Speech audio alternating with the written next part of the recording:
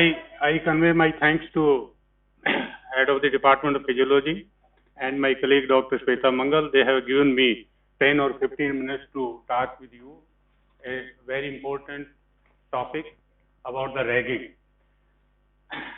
You may consider, I think you are aware about me. I myself, Dr. M.S. Rathod, I am Chief Warden of the University and convener of Anti-Ragging Squad. So it is my responsibility to talk with you about the ragging. You may consider the why there was a sudden emergency, why I have to come here. ऐसे क्या emergency आ गई मुझे अचानक बीच में इनकी class के बीच में आना पड़ा. I think you have heard recently there is an incident in Jadavpur University of West Bengal. One student committed suicide and allegedly due to ragging. So central government, state government, all the administration have wake up. सबकी नींद उठ गई है कि ये क्या हो रहा है, अब हो ना जाए. So they have taken very strict action and strict instruction to all concerned to be very particular about the ragging. Her institution को, हर यूनिवर्सिटी को, हर कॉलेज को स्पेशल इंस्ट्रक्शन दिए गए हैं कि ध्यान रखें जादवपुर वाला केस ही और कहीं नहीं होना चाहिए कि एक स्टूडेंट को सुसाइड करना पड़े due to ragging.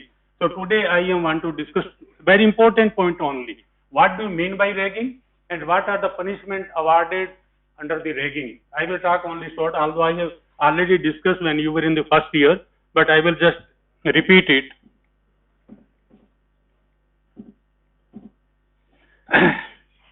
University regulation on curbing of the menace of ragging in higher education, ये कानून बन गया है 2000. ये कोई मैं अपनी तरफ से बात नहीं बता रहा हूँ कि आप कहोगे जिनका मानना है तो माने, नहीं माने हमारा क्या बिगड़ जाएगा, ऐसा नहीं है. These the rules and regulation act, कानून बने हुए हैं, कानून के हिसाब से मैं बात कर रहा हूं आपसे. First of all what constitute ragging, ये भी कंफ्यूजन है. जैसे अभी कईयों ने सिरा ला दिया हमारी भी रैगिंग हुई है, तो रैगिंग हुई. अभी मेरे पास रिसेंटली 2023 बैच के स्टूडेंट के मदर फादर आए थे, उन्होंने मुझसे सवाल किया था क्या साहब रैगिंग होती है. मैंने एक ही जवाब दिया था, अगर आपका बेटा आपकी बेटी चाहेगी कि उसका रैगिंग हो तो रैगिंग होगी, अगर नहीं चाहेगा तो रैगिंग नहीं होगी. आप कहोगे ये क्या जवाब हुआ? जवाब इसलिए होगा when you will follow instruction. 23 batch के लिए बात कर रहा हूं. If you will follow our instruction there will be no ragging, and if you follow the instruction of the seniors and you will avoid our instruction then there may be ragging. This is. आप अगर कह रहे हो ना हाँ भर रहे हो रैगिंग हुई, इसलिए हुई है. अगर आपकी कुछ हुआ है तो यू हैव नॉट फॉलोड. हमने जो आपको इंस्ट्रक्शन दिए थे आपने वो नहीं माने, इसलिए आपके साथ प्रॉब्लम हुई अगर हुई है तो. अदरवाइज अगर इंस्ट्रक्शन फॉलो करते तो नहीं होनी थी. Anyhow, first of all I will try to give the brief idea what is ragging. Any conduct by any student or student, कल एक स्टूडेंट नहीं कई students, whether by words spoken or written, लिख के WhatsApp पर भी अगर कुछ भेज दिया उल्टा पुल्टा जो उसको पसंद नहीं है, that will be considered as ragging. Teasing, treating और हैंडलिंग विद रूडनेस, किसी से रफ बात करते हो, अरे नाम क्या करा, कहां से आया तू, दिस इज रैगिंग. ये बोलने का तरीका rudeness is ragging. Mind it.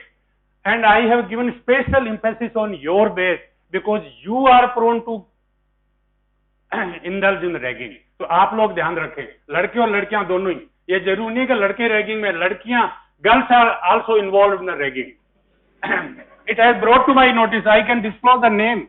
मैं 19 लड़कियों के नाम बता सकता हूं जो मेरे पास है, सब पता है हमें क्या कुछ हो रहा है.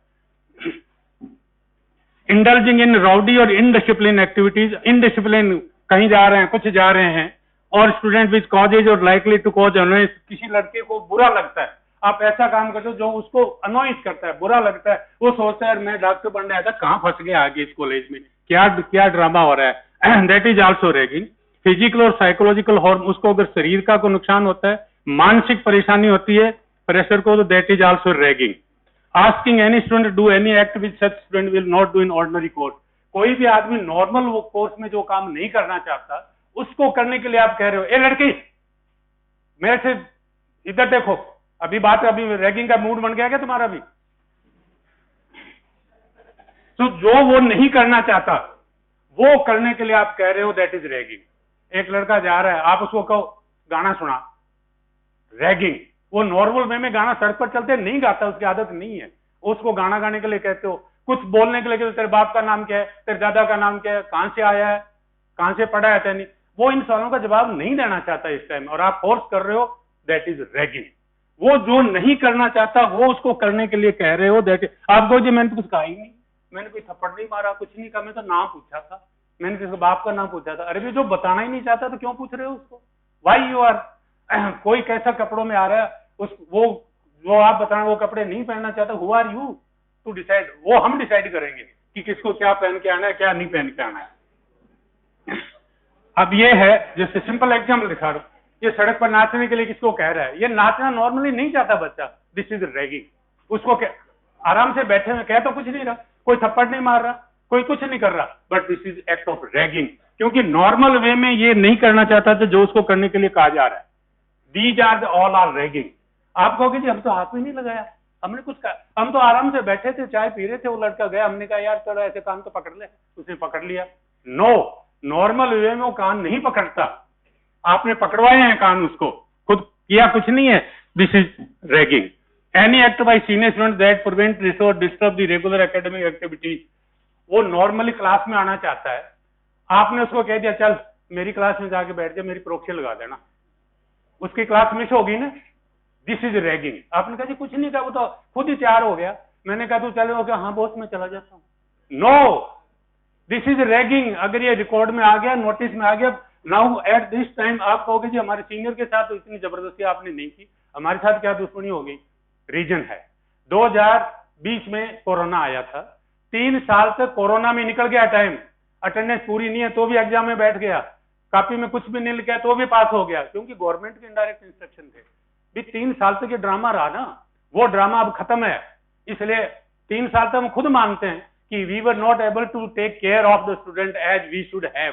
जितना हमें उनका ध्यान रखना है हम नहीं रख पाए, कोरोना की वजह से जा नहीं पाते थे, आ नहीं पाते थे, फिर स्टूडेंट परेशान, कभी क्लासें लग रही है कभी, लेकिन अब time is gone now.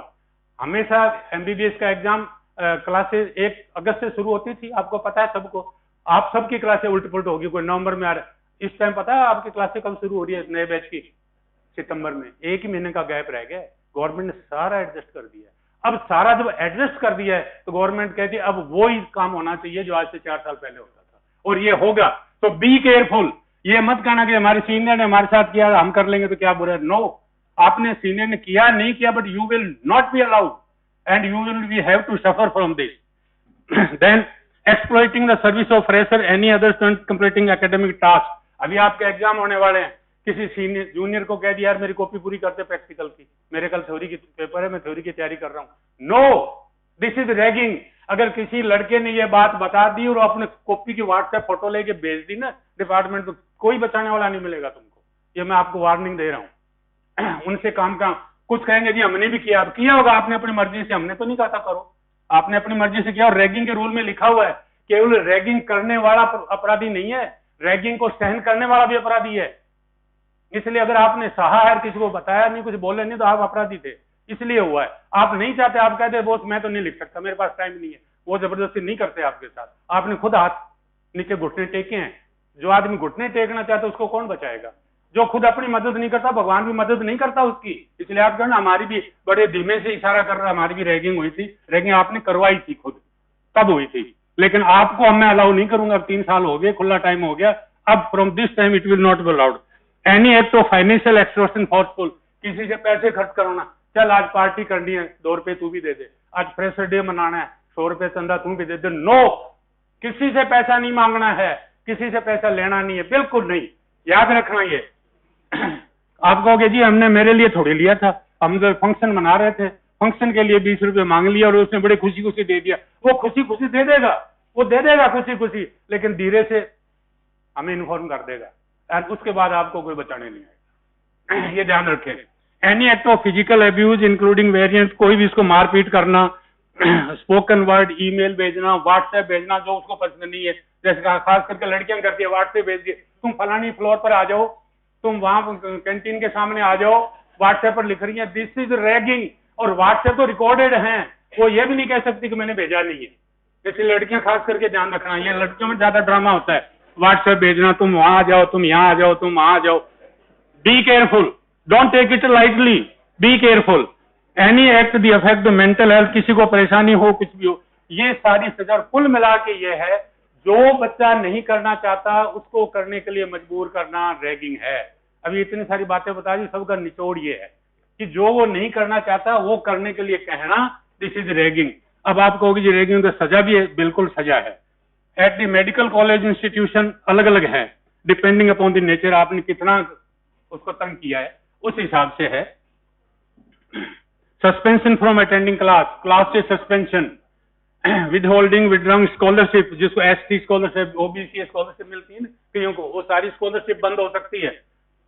डिबारिंग from appearing in any test examination, examination से डिबार किया था। अभी आपके एग्जाम होने वाले हैं, याद रखना, अगर आपके यूनिवर्सिटी एग्जाम से पहले किसी का रैगिंग में नाम आ गया, ही और she will not be allowed to appear in exam. आप कहोगे जी ऐसा हुआ है क्या कभी? बिल्कुल हुआ है। पिछले साल ही हमने आपसे सीनियर बैच को सस्पेंड किया था, 1-1 लाख रुपए तो पेनल्टी लगाई थी, 6 महीने के लिए सस्पेंड किया था। बीच में एग्जाम आ गया था, घर वालों की जूतियां घस गई पैर हाथ लगाते लगाते, तब जाके उनको एग्जाम में बैठने की परमिशन मिली थी। ये हालत हुई थी, आपकी कॉलेज में हुई है, पता कर लेना सीनियर से, ये होता है। तो आप अपना एग्जाम से अब देना है तो ध्यान रखना। And withholding the result, debarring from representing institution, अभी पल्स वगैरह के प्रोग्राम होते हैं उनमें जाने से मना हो सकता है। Suspension, expulsion from the hostel, cancellation of admission, आपका एमबीबीएस एडमिशन कैंसिल हो सकता है, ध्यान रखें इस मामले में। रेस्ट्रिकेशन, रेस्ट्रिकेशन का मतलब यहां से भी निकाल दिए जाओगे, लिख दिया जाएगा कि और किसी कॉलेज में एडमिशन ना मिले। Expulsion institution, debarring, fine from 25,000 to 1 lakh, 25,000 रुपए से लेके 1 लाख रुपए का जुर्माना है, और लगा है आपकी कॉलेज में लगा है, पूछ लेना सीनियर से, हो सकता है ये। कलेक्टिव फाइन पनिशमेंट, अगर 5 बच्चों ने किसी में रैगिंग ली और बाद में पता नहीं लगा, किसी सबको पूछे भी कौन अपराधी, हमें पता नहीं, देन ये प्रोविजन टू कलेक्टिव पनिशमेंट। अगर एक फ्लोर पर रैगिंग हुई है, नोटिस में आ गया कि रैगिंग हुई है, कोई पता नहीं लगा किसने ली, पूरे फ्लोर वालों को पनिश दिया जाएगा जो मैंने 3 सारी दी है। ये रूल में है, मैं ये अपनी मर्जी से कुछ भी नहीं कह रहा हूं, ये सारे कानून में लिखा हुआ है, एक्ट में लिखा हुआ है। And a part of this as per regulation 2009 से, ये आप जब यहाँ से माइग्रेशन सर्टिफिकेट मिलता है ना आपको, कैरेक्टर सर्टिफिकेट, अगर आपको रैगिंग की सजा मिले तो उसमें लिख दिया जाएगा सर्टिफिकेट में कि इसको रैगिंग के मामले में सजा मिल चुकी है। कहीं भी नौकरी में जाओगे, कहीं भी जाओगे, वो काला चिट्ठा सामने रहेगा, तो ध्यान रहे। And ragging of all form totally ban, cognizable offence at par with rape की तरह का कानून है ये। जैसे रेप की शिकायत होती है तो जिस पर दोष लगा है उसको साबित करना पड़ता है कि मैं दोषी नहीं हूं। शिकायत करने वाला शिकायत कर देता है, उसके बाद जिसकी शिकायत है वो जस्टिफाई करे कि मैं गलत नहीं हूं, मैं सच्चा हूं। रैगिंग में यही है, अगर रैगिंग की कंप्लेंट किसी की होगी तो जिसका नाम आ गया उसको साबित करना पड़ेगा कि मैंने रैगिंग नहीं ली है। This is a criminal offence, केवल ये कागजों वाला ऑफेंस नहीं है कि सस्पेंशन कर देंगे, ऐसे कर देंगे। This is a offence cognisable, जिसको कहते हैं क्रिमिनल पेनल कोड, जैसे मर्डर का होता है, मारपीट का होता है, वैसा ऑफेंस है ragging. It might cost you, नौकरी नहीं मिलेगी अगर कभी आपके खिलाफ एफआईआर, इसमें एफआईआर का प्रोविजन है। रैगिंग का नाम आते ही सबसे पहले एफआईआर दर्ज होती है थाने में, और थाने में एफआईआर दर्ज होगी, नौकरी जाओगे और सबसे पहले यही पूछेंगे इसके खिलाफ कभी मुकदमा तो नहीं दर्ज हुआ, और मुकदमा दर्ज हुआ तो आपकी नौकरी तक जाएगी। This is the situation. और आपने एफिडेविट दिए हुए हैं, आपके पेरेंट्स ने एफिडेविट दिए हुए हैं, at the time of admission undertaking दी हुई है कि हम नहीं करेंगे ऐसा, उसके बाद भी करोगे तो यू हैव टू बी सख्त। हथकड़ी भी लग सकती है, मजाक नहीं कर रहा हूं मैं। आप कहोगे आज तक लगी नहीं, लगी है, लोगों को लगी है, हथकड़ियां भी लगी, कैरियर भी खराब हुए हैं। लकीली और अनलकीली यहाँ ऐसी सिचुएशन नहीं आई महात्मा गांधी में किसी को हथकड़ी लगी हो, किसी का कैरियर खराब हो, लेकिन ये नहीं कि जो कल नहीं हो आज नहीं होगा, आज हो सकता है, जेल में जाया जा सकता है, शिकंजों के पीछे जाओगे अगर कोई रैगिंग में इन्वॉल्व होगे तो। And ragging, we have declared this campus as a ragging free campus, भी यहाँ हम नहीं होने देंगे। जगह जगह कैमरे लगे हुए हैं, आपको पता नहीं है कैमरे कहां कहां लगे हुए हैं, जगह जगह कैमरे लगे हुए हैं, एक फोटो आ रही है, हर हॉस्टल के हर फ्लोर पर कैमरे लगे हुए हैं। तो बी केयरफुल। एंड लास्टली ये कि know the ragging, welcome the fresher, उनका आराम से प्यार से मनाओ, आप जानते हो तो उनको गाइड करो भी क्या करना है, लेकिन गाइड ऐसा नहीं जो आपके सीनियर करें क्या क्लासों में जाओ कोई परवाह नहीं है, ऐसी गाइड नहीं करना, क्योंकि वो कोरोना टाइम बीत चुका है। आप कहोगे जी पहले ऐसे क्यों नहीं, सिंपल रीजन है, कोरोना का टाइम था, 3 साल तक ऐसे ही निकल गया, अब नहीं निकलने वाला है। So be careful and rest other that I will not want to take time, I am thankful that they provided me. ये सारी मैं एक बार डिटेल में आपको पढ़ सकूं, लास्ट एक बार मैं आपको वार्निंग दे रहा हूं, लास्ट वार्निंग, कि आप रैगिंग में इन्वॉल्व नहीं होना है। कोई आता है क्लास में, जाता है नहीं जाता है, क्या पहनता है क्या नहीं पहनता है, you are not suppose to worry. आपको बिल्कुल वरी नहीं करना है।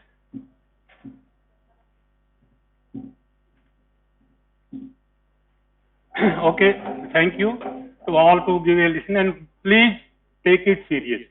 ये बिल्कुल हंसी मजाक की बात नहीं है, सीरियसली लेना है। आप अपनी पढ़ाई करो और सही टाइम पर एमबीबीएस करके जाओ। This is my wish. आपके एग्जाम होने वाले हैं। I think I may not come across to you before your examination. I convey my best wishes that you should pass your MBBS part first examination in first attempt. Okay, thank you.